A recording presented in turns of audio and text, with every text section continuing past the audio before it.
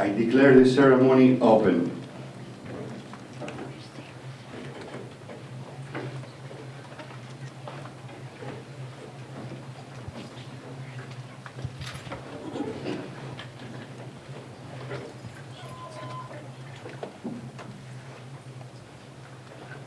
Oh, say, can you see by the dawn's early light what so proudly we hailed at the twilight's last gleaming, whose broad stripes and bright stars through the perilous fight o'er the ramparts we'd watched were so gallantly streaming, and the rocket's red glare, the bombs bursting in air, gave proof through the night that our flag was still there.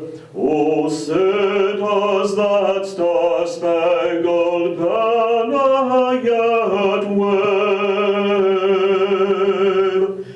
o'er the land of the free and the home of the brave?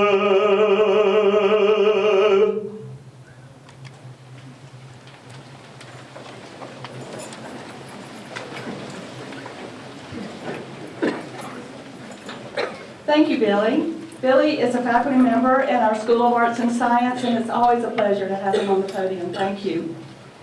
Good afternoon. Dr. Pharr, distinguished guest, Board of Trustees, senior leadership team, family and friends, faculty and staff. It is my pleasure to welcome you to the installation of Dr. Maria Pharr as the 4th president of South Piedmont Community College. This is a historical occasion in the life of South Piedmont, a time-honored academic tradition when a new president is installed. We're glad that you're here to celebrate this occasion with us. Before I introduce our platform participants today, there are a couple of housekeeping items that I need to get to tell you about. If you haven't already found them, a very important place is our restrooms. They're right outside each of these doors and to the rear. Those are also our emergency exits. I would also like to remind you about our celebration this afternoon on the grounds. We will be honoring Dr. Pharr with food, music, and lots of activities. Should be a lot of fun. It's right after this ceremony, and we hope that you'll be able to stay and enjoy that celebration with us. At the end of the ceremony, if you will please remain at your chairs until the platform has exited, we would really appreciate it. Thank you so much. Now I would like to introduce our participants and our speakers for today. As I introduce you, if you will remain standing until everyone has been introduced. First, Ms. Jennifer Haygood. Ms. Haygood is the Chief of Staff and the Acting President of the North Carolina Community College System. Ms. Andrea Messina. Ms. Messina is a longtime friend of Dr. Pharr. She is currently the Executive Director of the Florida School Board Association. Dr. John McKay. Dr. McKay is a retired president of South Piedmont Community College. He is currently the director of the Community College Leadership Program in the Graduate School at Wingate University. And Dr. Jerry McGee. Dr. McGee is President Emeritus of Wingate University and was the interim president of South Piedmont Community College. Thank you. You may be seated. Our senior leadership team is also with us today. Ms. Elaine Clodfelter. Ms. Clodfelter is the Vice President of Student Services at South Piedmont. Ms. Michelle Brock. Ms. Brock is the Vice President of Finance and Administrative Services at South Piedmont. And Mr. Carl Bishop. Mr. Bishop is our Dean of Arts and Sciences. He's the interim Vice President of Academic Affairs and Chief Academic Officer. Thank you. And we have with us on stage today members of our Board of Trustees. If you'll please stand when I call your name and remain standing until all have been introduced. Mr. John Henley, Mr. Jarvis Woodburn, Ms. Pat Kale, Mr. Christopher Duggan, Miss Sherry Hodges, Reverend Robert Wells, who is also one of our speakers today, and Mr. Harvey Levitt. Also on the stage today is our SGA President, Ms. Millie Wynn. Thank you. I'd also like to thank Dr. Pharr's family for being here for this very special occasion. We're so glad to have you with us today. Now, Dr. Pharr, I don't know if anybody's told you this or not, but I was president of South Piedmont one time. Now, granted, it was only an interim position. Yes, it was only a month, 4 weeks, and it was February, the shortest month of the year. And the only reason it wasn't longer is because Dr. McGee decided to come home from vacation and start March. But it was an honor for me to be in that seat. Dr. McGee will tell you that it may have taken 3 guards to pry me from that seat for him to have it, but it was really only 2. It really was an honor for me to be there. But that's in the past. And today is not about the past. This ceremony is about the future. It's a time to remind us that we each represent a point on the continuum in the development of a college. It is a time to reflect on the achievements of our predecessors and to lay the foundation for the achievements of our successors. This installation ceremony creates a link between the past and the future. And you here today are a section in that link. And we're glad that you're here. Thank you for being here. Now I will ask the speakers if you'll come forward as your name appears on the agenda. It is a tremendous honor for me to join you here today. I have to tell you that back in 1973, just before the first day of my 3rd grade year in school, I met a tall, gangly girl who was speaking with an accent that was clearly not from Eastern North Carolina. She was the new girl on the street, which was 5 miles outside of town. And because of that, admittedly, she had limited options for friendships. But we became friends, and I will tell you that during our middle and high school years, we were in the same social and academic circles. It was a small circle of friends. We all took the same courses. We all took the same academic subjects. We all studied the same information. But one of us worked harder than the rest. And there could only be one valedictorian. There could only be one most likely to succeed. There could only be one most intellectual.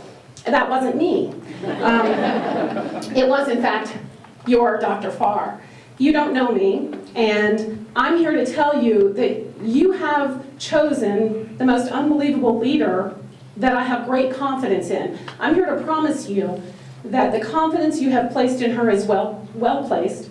She, over the years, I've watched her through high school, through her early professional career. I've seen her assume positions of leadership with grace and with confidence, with an intention of purpose. I've seen her maintain her passion for herself, her athletic teams, her students, her community, her instructors, her region, her institution. And she will carry all of that for you and with you here at South Piedmont. I know that if you invest in her in the same commitment that she's going to invest in you, you're going to find that this academic institution is going to be a regional state leader. And I am so excited to see you here today. She is going to tackle this position with the same avidity with which she has tackled everything in her life, with a sincerity and a humbleness, with an intention of purpose and passion, with a vision, with a commitment, with an honesty, and with a transparency that I know you all expect and you deserve. So congratulations on your selection of Dr. Pharr. I can't wait to see you and this institution in the years to come.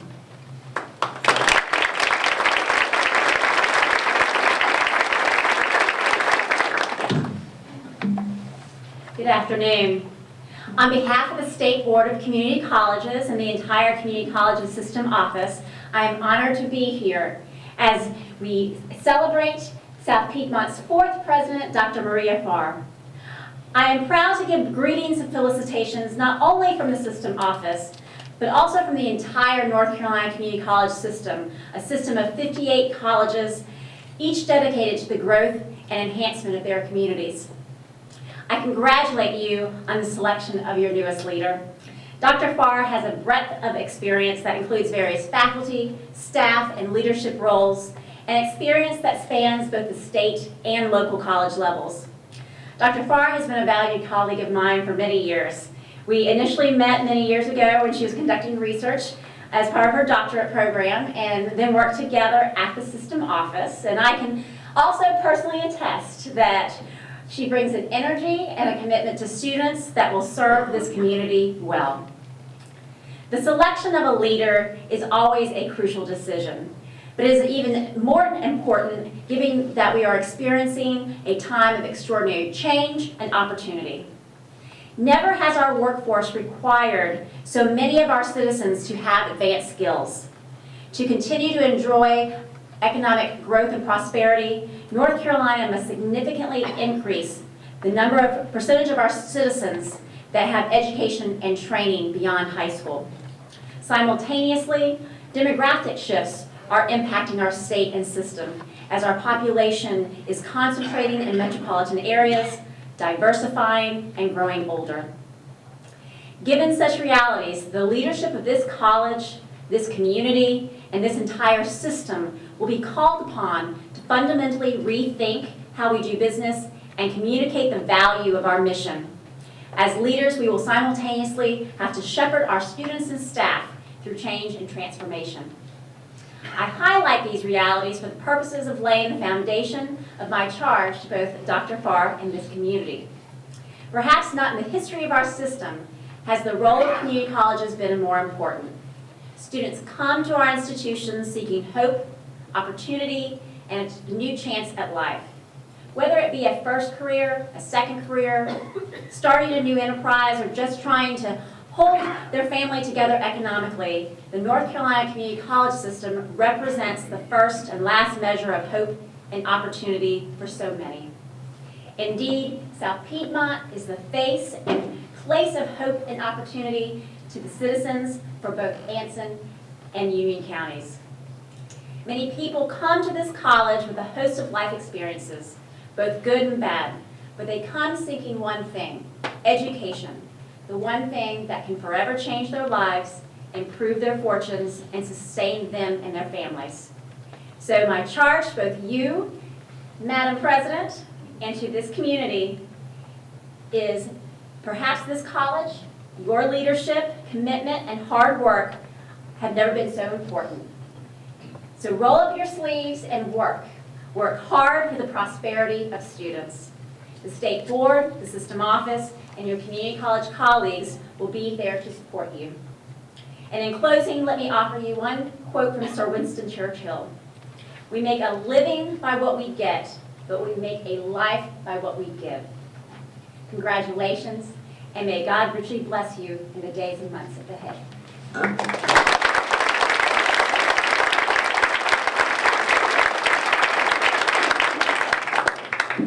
Good afternoon. I'm going to save my comments about Dr. Pharr until the end.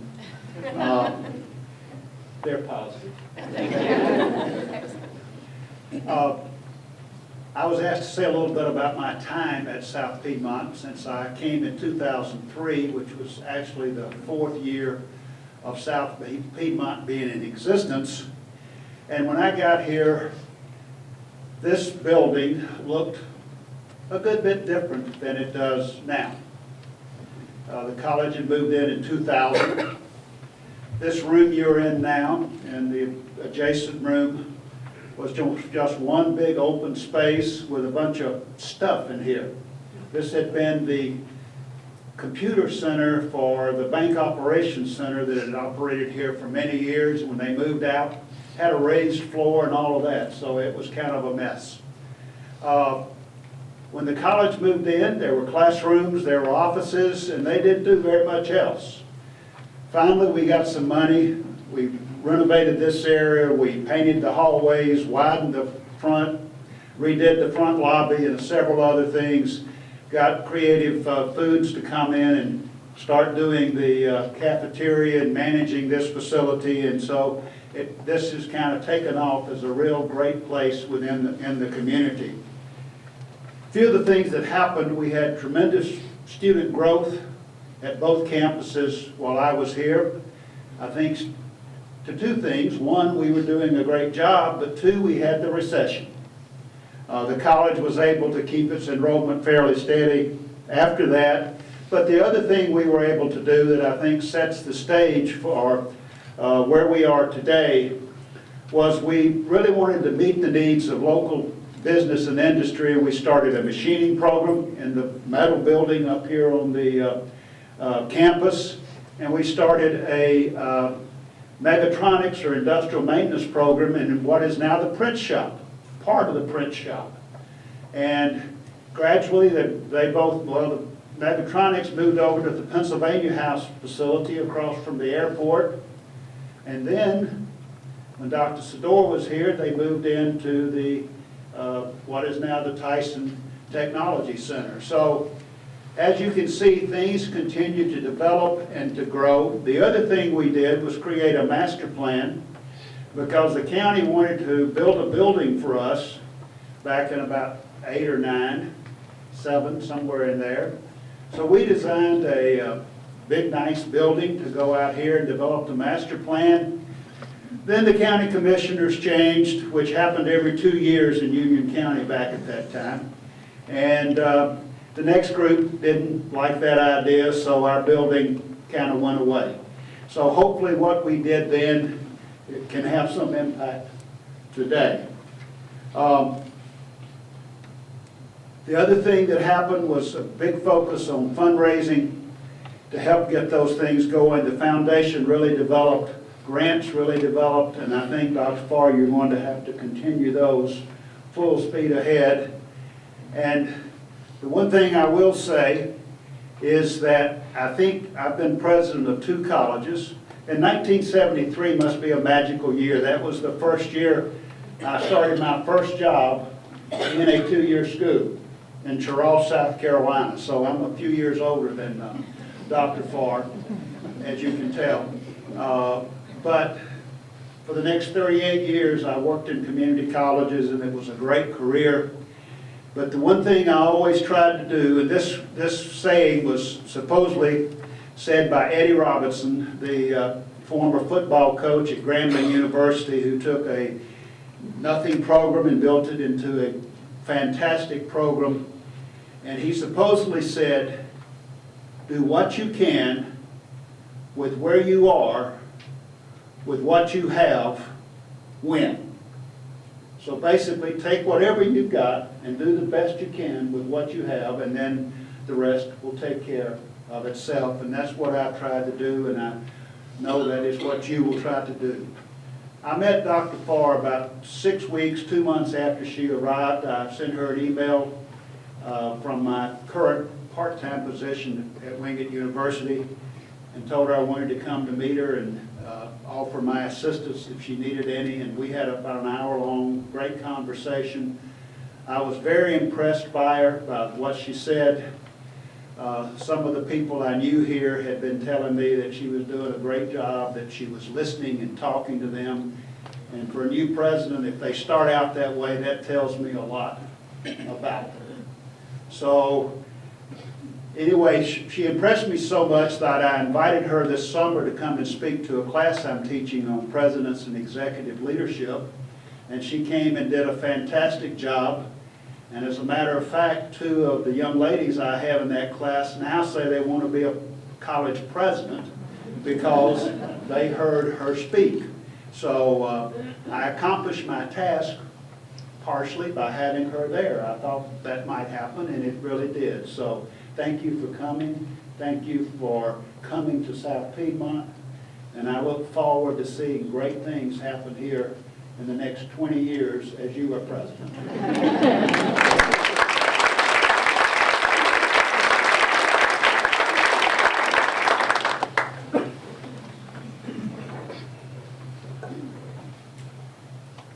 As most of you know, I spent many years as president of another institution in Union County. over the years, I grew to know a lot of people associated with South Piedmont Community College. So naturally, I assumed I had a rather strong understanding of South Piedmont Community College, its goals, its ambitions, and those who ran it. Oh, I was so wrong. When I was asked to serve as the interim president of South Piedmont, I looked carefully at the needs of the college. They included finally getting a bond referendum on the fall ballot, a little positive fundraising, and increased enrollment. I happily accepted the challenge, and with the strong assistance of the board and the senior leadership team, I'm confident that we were reasonably successful. But a funny thing happened along the way. I really did get to know South Piedmont Community College, and boy was I impressed. I have never seen an institution do so much good with so little funding. So to those of you who control the funding, I assure you that if you can find them a few more dollars, they can do even more to help our counties grow and prosper. During my 10 months at South Piedmont, I found the students to be serious and engaged, the faculty and staff to be well prepared and committed, the senior leadership team to be bold and decisive, and the board of trustees to be totally dedicated to excellence. As I began to feel a little ownership at South Piedmont, I became deeply concerned about who the next president might be. I was so pleased, even delighted, and a bit relieved when the search process led us to Dr. Pharr. In her short time here, she has already made a strong statement about her personal commitment to excellence and the high expectations that she has for everyone associated with this institution. We are so pleased to welcome Dr. Pharr here and assure her of our commitment to her professional success and the continued progress for South Piedmont. I'm convinced that in the days to come, there will be exciting and transformational things happen here. Dr. Pharr, you have much to look forward to, but let me warn you to be careful with your heart, because South Piedmont clearly captured mine. Thank you.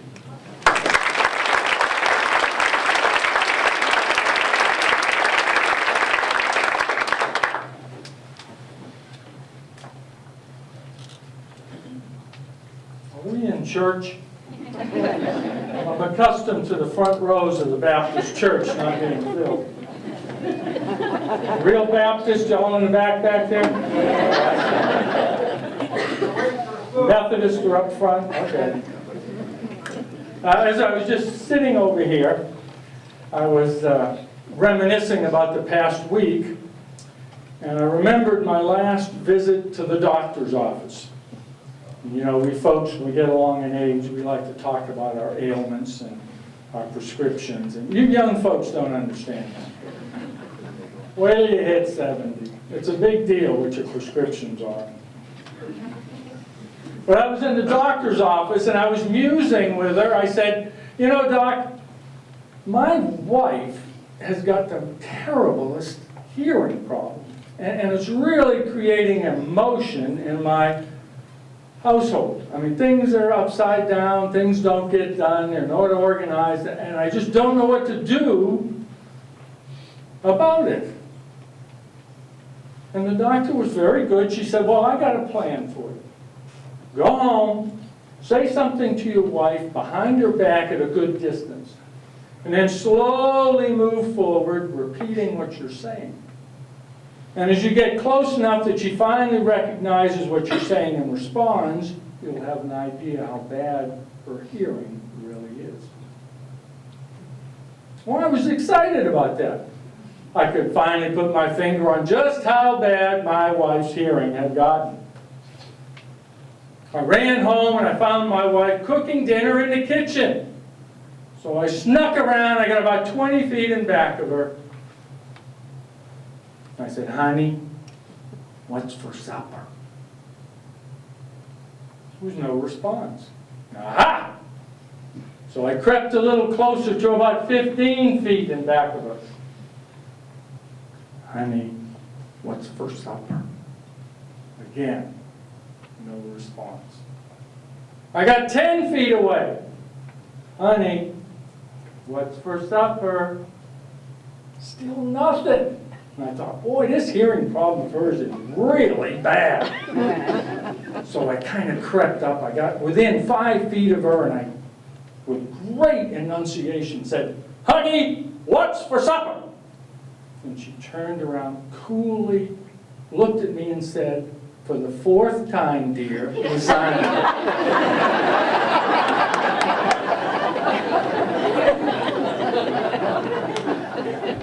What?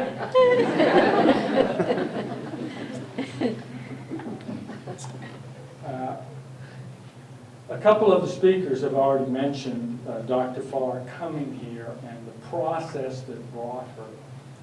And I thought it would be interesting to share with you that process so that you, along with us, could appreciate just how unique a talent she is and how exhaustive the process was to bring Dr. Pharr to South Piedmont Community College.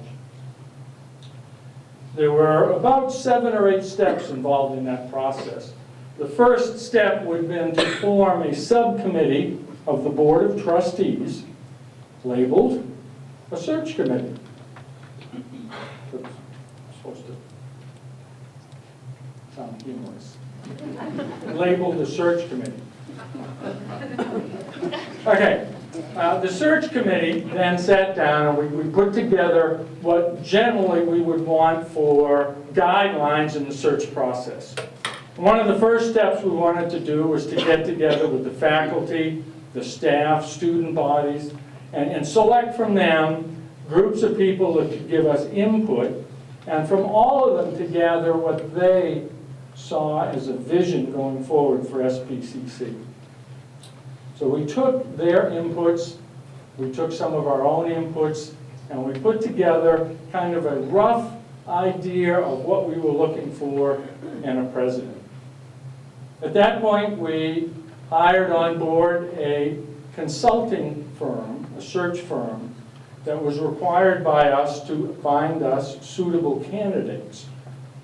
And that firm did really, really well. They went out into the highways and the byways, sifted through literally hundreds, I'm telling you, hundreds of candidates. And we gave them the criteria that we wanted for educational background, experiential background, some of the things that the faculty and staff had mentioned and students mentioned, we gave them also to the search firm. They sent us 27 candidates. And I'm telling you, those 27 candidates were all good candidates. Every one of them submitted a lengthy biography and a history, experiences. The board then went about going through all of those lengthy biographies. And at this point, I would tell you, if you're ever applying for a job, don't submit 22-page biographies. We had the task of whittling that 27 down to 12. So the search committee did that. It was not easy, but we went from 27 very well diverse candidates, I might add, to 12 candidates. Those 12 were then invited to submit DVD recordings as they answered particularly probing questions about where they were going, what their visions were, how they would deal with problems. Those 12 candidates were very well diverse, and I might add at that juncture, I would assume that any one of those 12 could have done the job as president of SPCC. But we had to whittle that 12 down to 5, and that was difficult. Those 5 were then invited to come to the campus here for live interviews with faculty, students, staff, the community, and they did that, all 5 of them. Dr. Pharr obviously was one of those 5. The board then met, the subcommittee that was the selection And we had the opportunity to vote to select a candidate of the 5 and then bring that recommendation to the full board. And I'm happy to say that the search committee overwhelmingly selected Dr. Pharr as our recommendation to the full board. And when we brought her credentials before the full board unanimously made a decision to extend the offer to Dr. Pharr to come be our 4th president here. I say all of that so that you would know that the process that brought her here was a tedious and a long one and a meticulous one. She is here because literally she is the best of hundreds of applicants. Thank you.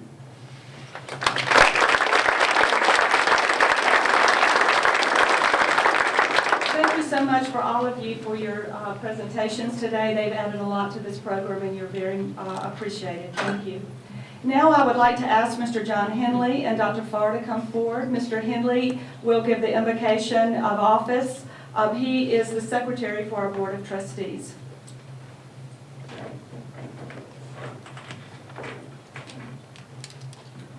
Thank you, Joyce, very much. Having worked with Joyce has been a pleasure. I got to know her pretty well early on as one of the trustees. And learning to work with the trustees of Anderson and Union County, you have 2 diverse groups, separate counties, and we work together very well. I mean, extremely well. You got to know the trustees, and everybody has the same idea. They want the best for the county and the best for the school. And it's worked very, very well. Well, quickly we learned the key to this was the staff. And we have great staff. In fact, every president we've had talked to, they admire the staff, say they do their job and make the president's job much easier. So, in looking at that, I'd like to recognize Joyce Long over here. She was one of the leaders of the staff at the same time. Joyce kind of let me down. She retired.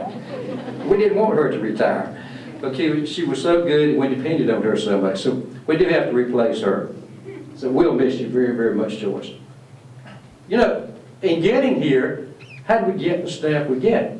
Well, Dr. McKay over here came in. You can kind of see what he did. He kind of rounded up a lot of staff, and I'm sure he inherited some, but developed it and worked very well with the staff. And that made the school much, much better, made his job much easier. And after that, of course, we went through Dr. Sador and then had the interim. Well, in that interim, we had a guy that really agreed to come in here, Dr. McGee, but he couldn't come right off. I think you said he was cruising and doing a few things like that, Joyce, so he had to do a little bit of that, but I think he got bored after being retired for a while, so he agreed to come in. And in doing that, first thing he did was sit down with the staff and say, okay, you know what you're doing. I need to learn a little more about this place. So that really helped, and it really helped us an awful lot. And Dr. Yee, we thank you for what you helped us do. He also helped set the scale and what we needed to do to get our new president. So we can thank him for all that he contributed during that time. Then we did a lot of other things trying to get here. And in doing this and doing what they did, they laid the groundwork where South Piedmont Community College is rated one of the better schools of its size in the community college in North Carolina. So we do appreciate that and appreciate the work that they've all done. Now, Dr. Pharr, if you would come forward.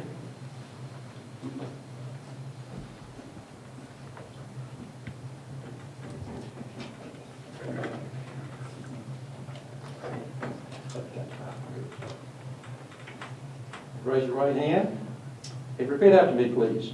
I do swear I do swear that I will execute that I will execute the duties of the president of South Piedmont Community College the duties of the president of South Piedmont Community College according to the best of my ability, according to the best of my ability, so help me God. so help me God.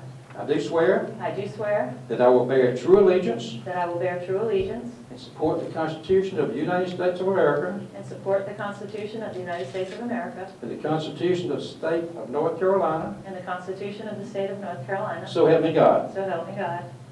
I do swear I do swear that I will bear true allegiance that I will bear true allegiance to the State Board of Community Colleges to the State Board of Community Colleges and to the South Piedmont Community College Board of and Trustees, to the South Piedmont Community College Board of Trustees, and do my best and do my best to honor the people, partners, and friends to honor the people, partners, and friends of South Piedmont Community College, of South Piedmont Community College. so help me God. So help me God. Thank you very much.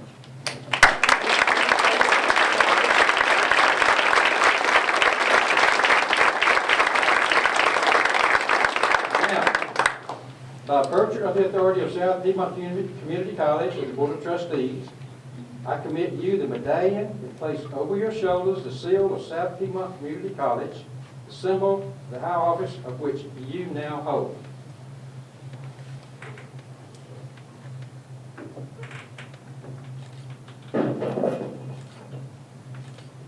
You know she's a little tall, so you had to bend over to you.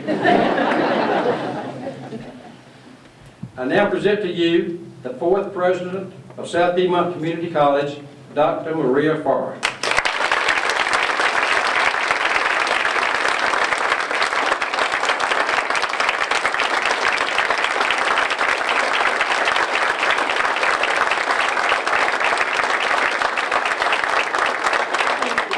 Thank you.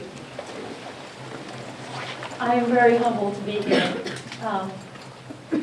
I am so grateful to all of the speakers whose kind words, memory, and wisdom meant the world to me. And I thank you from the bottom of my heart. And I am humbled and honored to stand here before our esteemed Board of Trustees, the wonderful and dedicated faculty and staff, our respectable community and government leaders, and my special friends and supportive family as the fourth president of South Piedmont Community College. Today we are reminded of the work of our predecessors in creating this college.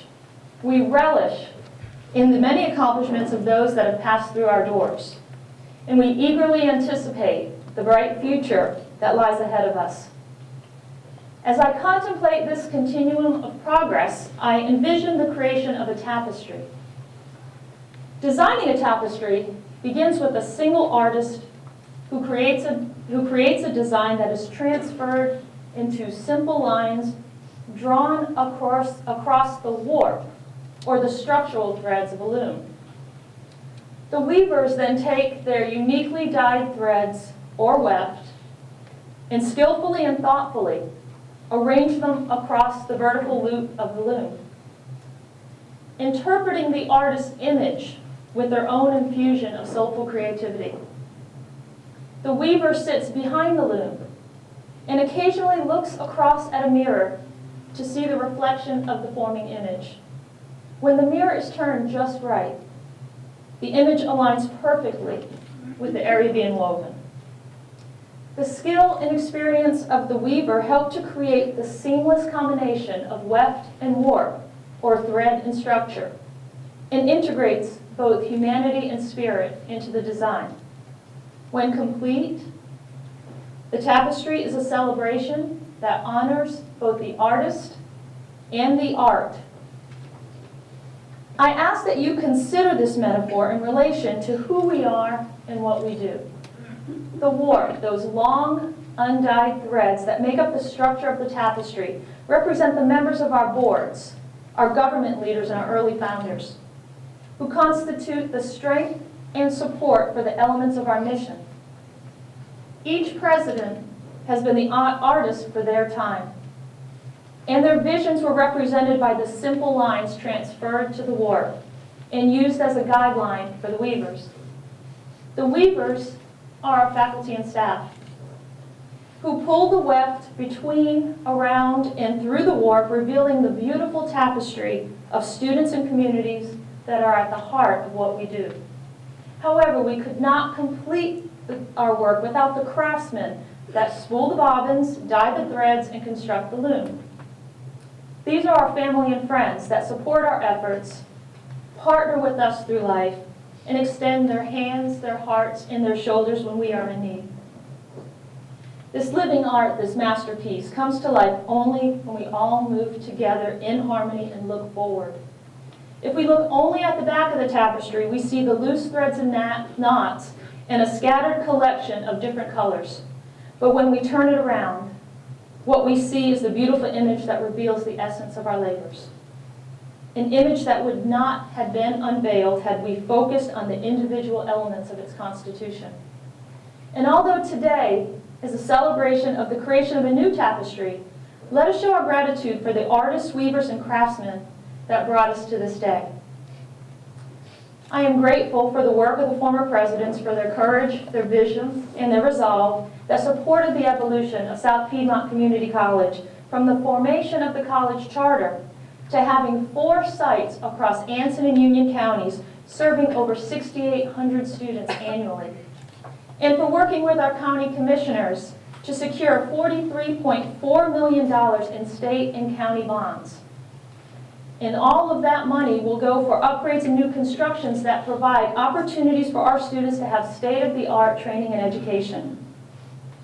I am grateful for all of those who served on our trustee and foundation boards for paving the way for the college to grow and transfer, to grow and prosper.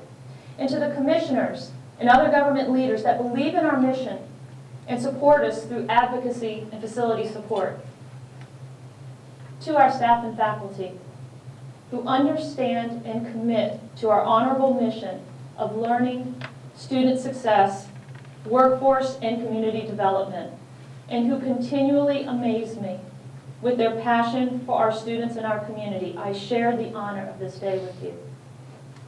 When you place our students and our community needs at the focal point of your efforts, you help us reach our milestones, including exceeding 3,000 curriculum students this fall, surpassing the state's excellence level for performance of our transfer students, and transforming our vocational curricula to infuse employability skills, ensuring that our students are the ones that the employers desire.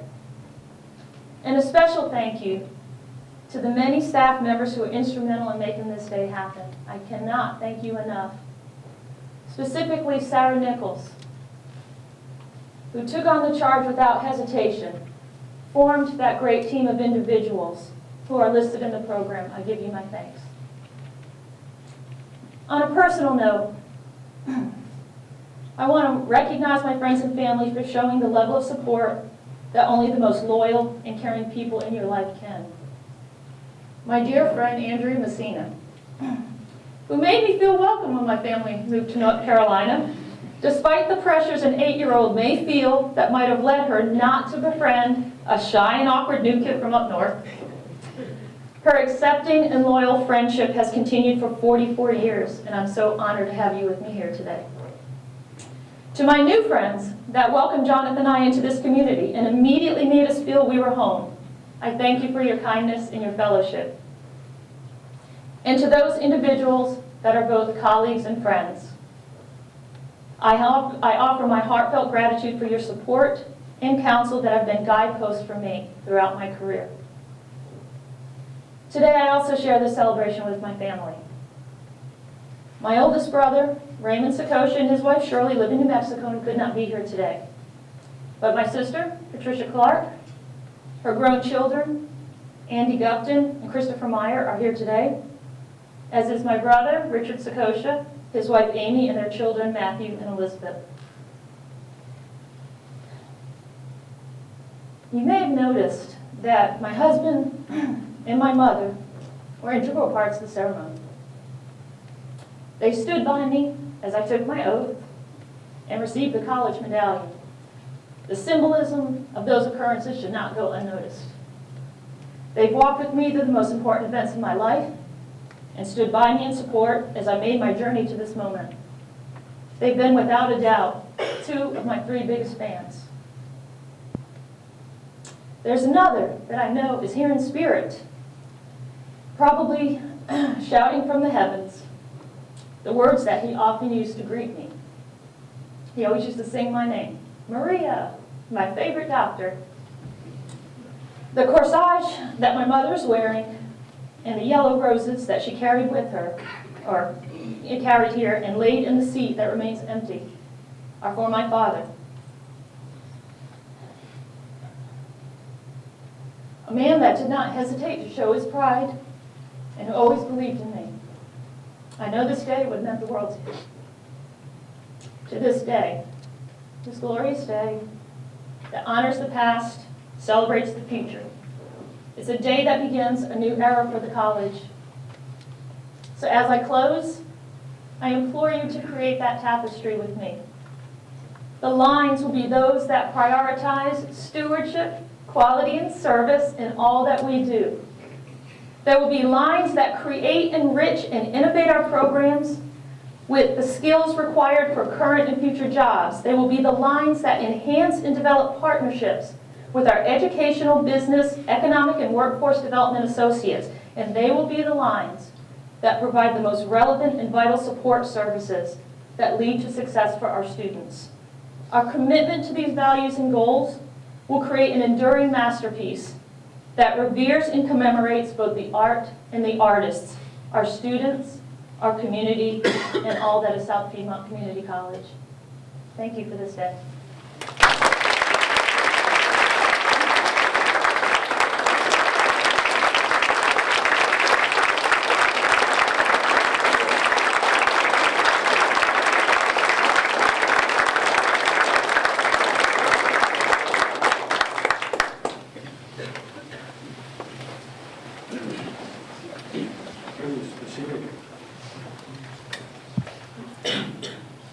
Earlier, I made the point that we, the members of the Board of Trustees, you, the faculty, you, the staff members, our community, and very importantly, our student body had all participated in bringing Dr. Pharr here to SPCC.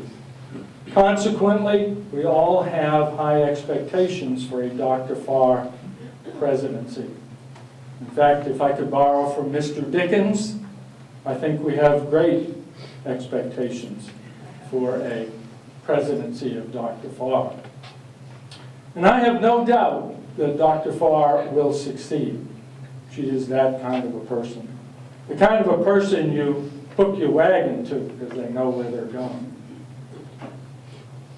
But I don't need to tell you that this world is not what it was 50 years ago. I don't need to tell you that this is a dangerous world that we live in. And I don't believe that as wonderful and as talented and as capable as Dr. Pharr is, that she can pull this whole wagon by herself.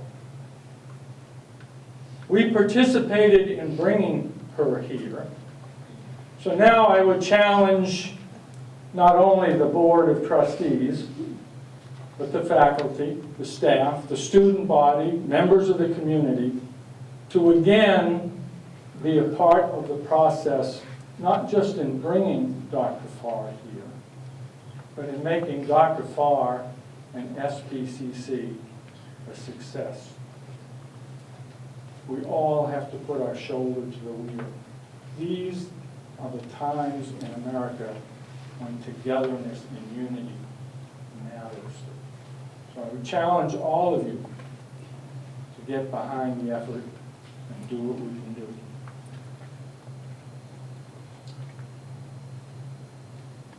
Before I say a blessing and dismiss us, do we have any students in here? I keep saying students. Are there any students in here? Excellent, thank you. Thank you. I would like to say thank you to you students for one particular thing. We preachers try to get people to pray more. It's one of the things we do. We try to get them to pray more often, to pray more diligently, to pray with fervor. And I have tried for several years to get the faculty and staff, and prior president, to pray more. I have not had much success. But I have noticed there must be something you students do because you are causing the faculty and staff to pray a lot more. Thank you. Keep up the good work.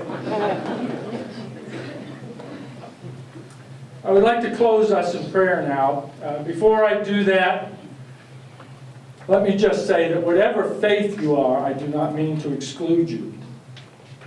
As I said, this is a time for unity in America and not divisions. But let us bow our heads and close in prayer. A great God, awesome Father, creator of the universe, we just thank you, dear God, for what you brought here today. Thank you for Dr. Pharr, for her installation. We ask for a powerful blessing upon her, dear God, upon this institution, Father, that you would move through its ranks. Dear God, that this institution, that these people that make it up would make a difference in this community, Father.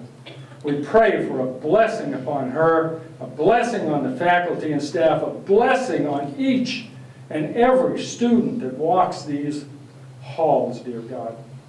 Most of all, Father, we want to thank you that your Son walked this earth for the sake of our souls.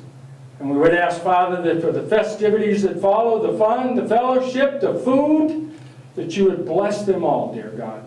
In your Son's holy name we pray. Amen.